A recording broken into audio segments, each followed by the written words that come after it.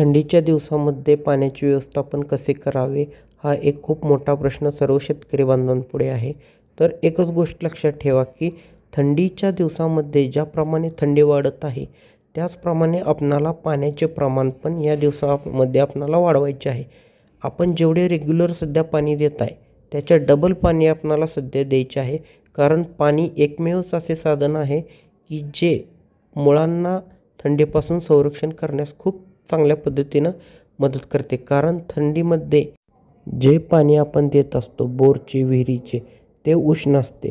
त्यामुळे मुळांचे संरक्षण थंडीच्या कालावधीमध्ये फक्त आपण पाण्यापासूनच करू शकतो. आणि यामध्ये अजून एक महत्त्वाची गोष्ट, पाणी देताना लाईटीचे नियोजन बघून शक्यतो संध्याकाळी आणि सकाळी लवकर, शक्य झाल्यास केळीबागेस पाणी द्या. सविस्तर व्हिडिओ लिंक कमेंटमध्ये आणि डिस्क्रिप्शनमध्ये दिली.